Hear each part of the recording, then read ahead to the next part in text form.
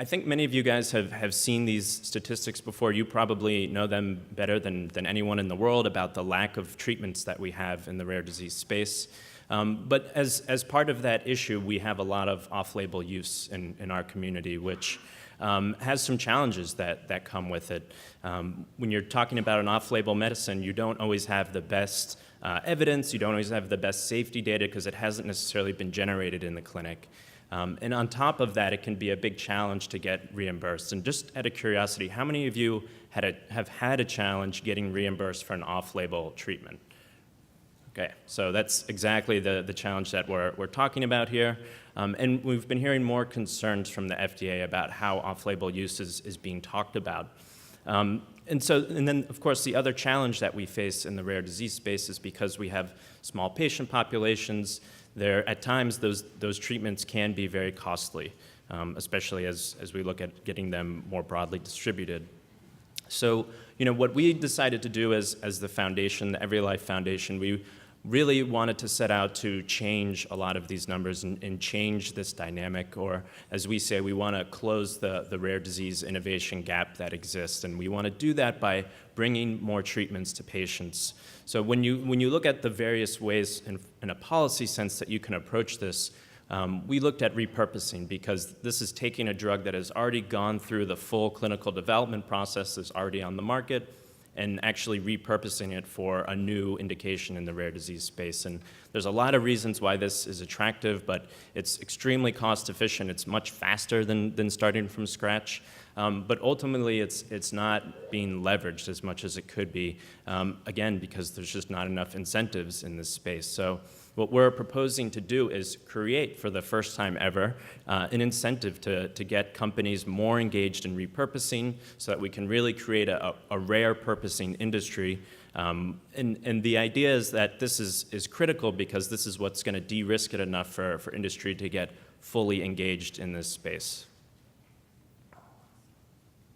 So there's a lot of reasons why we see this as potentially beneficial. I think everyone knows that this is a way of bringing new treatments to patients, which is incredibly important. But in doing so, it also generates a lot of clinical data, and that's exactly what you need to bring therapies from off-label to actually on-label usage, which again will help on the reimbursement side. But even if a trial is conducted and it shows that this therapy, which we thought might work in rare diseases, doesn't actually work, that's still really important information for healthcare providers and for others in the community to be aware of. So it's a benefit even if it doesn't actually work in terms of the repurposing.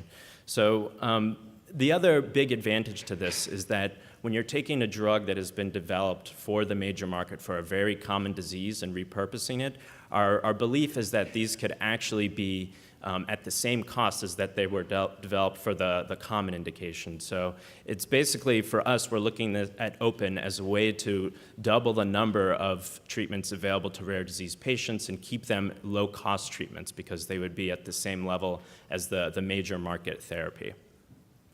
So this was touched on earlier today. Saul was talking about the Best Pharmaceuticals for Children Act, and I want to do a little bit of a deeper dive on this because it's really important. So one of the challenges before this bill was signed into law was that we had hundreds of drugs on the market, but we did not actually have good information about how effective or how safe those drugs were in children.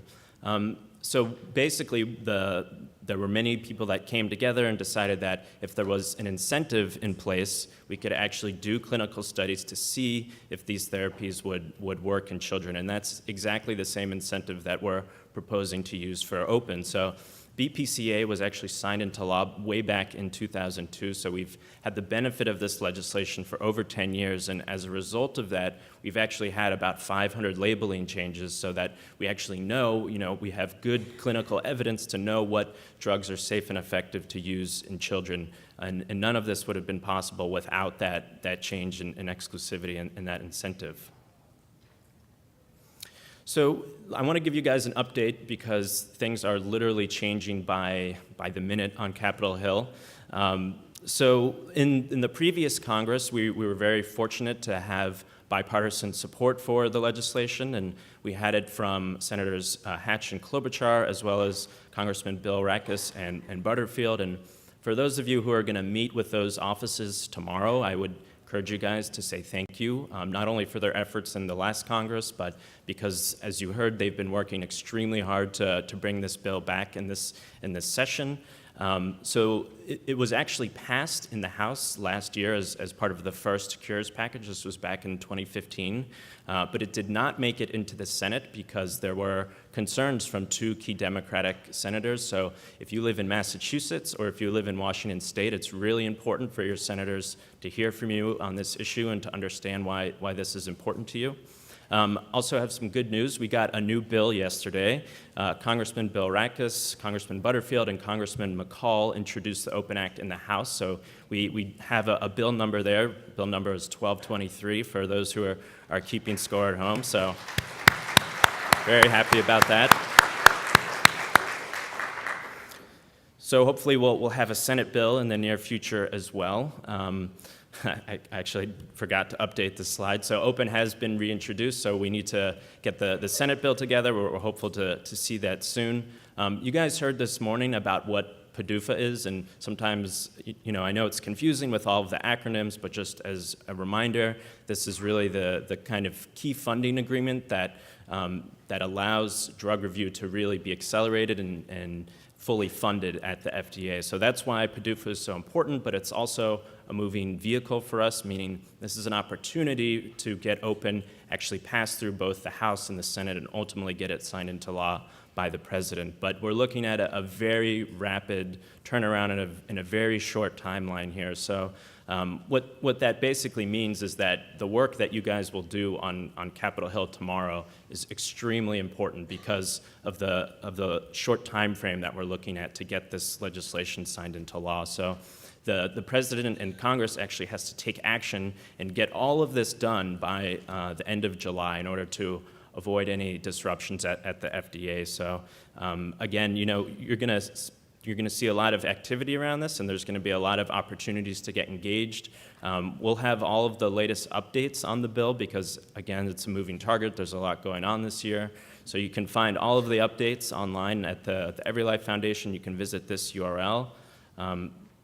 For those who have not signed on to support the bill, if you represent a patient organization, there's still time to get signed on. I think as of this morning, we had 177 patient organizations signed on in support of Open, which is terrific. So we'd love to get to 200 and certainly would appreciate anyone's help in helping us locate other patient orgs who might want to sign on. As I mentioned at the outset, this will be one of the things you can ask of your members tomorrow when you go to Capitol Hill.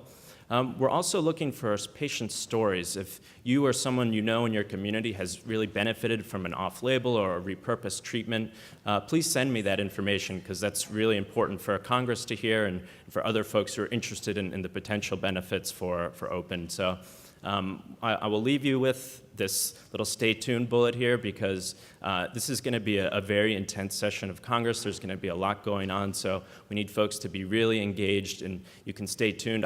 You can bet there will be action alerts and lots of opportunities, not only for organizations to take action, but also for individuals to be calling Congress, to be emailing your members. So there's going to be a lot of activity around this legislation. So I'm going to close there and say thank you one more time for being here in DC. Really appreciate all you guys coming and for all of the work you guys are doing on behalf of the rare disease community. Thank you.